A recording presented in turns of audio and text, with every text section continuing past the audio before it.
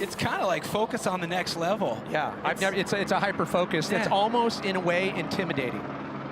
Just even talking to him in a social way. Because he's always thinking about this moment right here.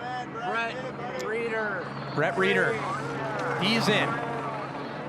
Here we go. Brett Rheeder spinning his opposite direction there. 360 off the start tower.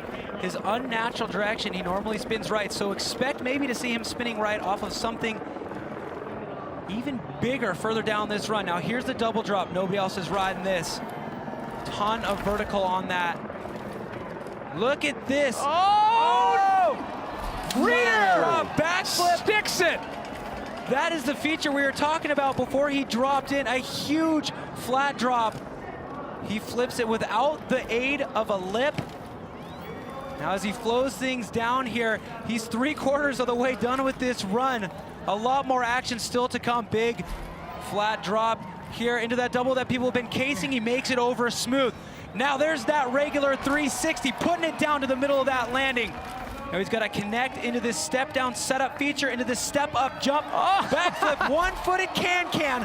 A flawless run for Brett Rheeder. Rheeder, his hunger evident. He lays it all on the course. A triumphant claim with the fist in the air. Rheeder completely delivered what he wanted to put down. Oh man, he and his dig crew have been through so much this week, not partnering up on a ton of features on their line. That double drop, that trickable flat drop that he did the backflip off of. 2 people plus the rider to tackle that amount of building. It's unthinkable. Another unthinkable fact is that with his dominance in other aspects, we talk about slope style and where he puts all of his focus, the fact that he hasn't found his podium topping form, I think we're seeing this materialize before our very eyes right now, what we just witnessed from Rheeder. Oh, I think when this score comes in, there's going to be a big reaction from the crowd.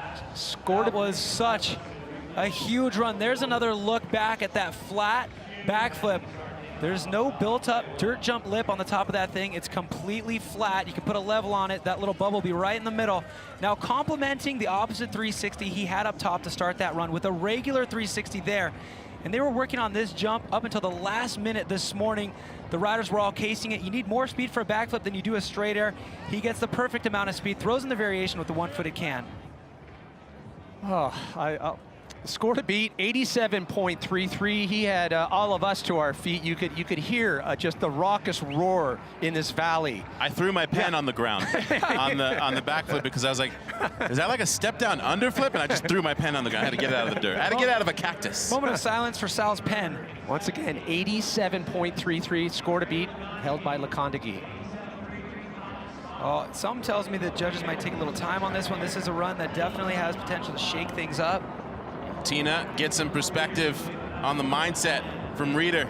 Yeah, well, I know the mindset coming into this event, it was a very focused Brett Rheeder. I've seen you compete before, but there was a different look in your eyes, and I watched the course, and your line especially yesterday. How intense was that in technical? Well, I took a crash in practice just before we went up, a pretty hard one. It's a long mountain, like it's long, it's 150 feet taller than every other zone we've had. Yeah, I've never flat drop flipped something that big in my life, like not even close. And I'm just pumped that I put it together and made it to the bottom without crashing. All right, so I'm just getting word that you have moved into the lead with an 89.66. What's the reaction to that score?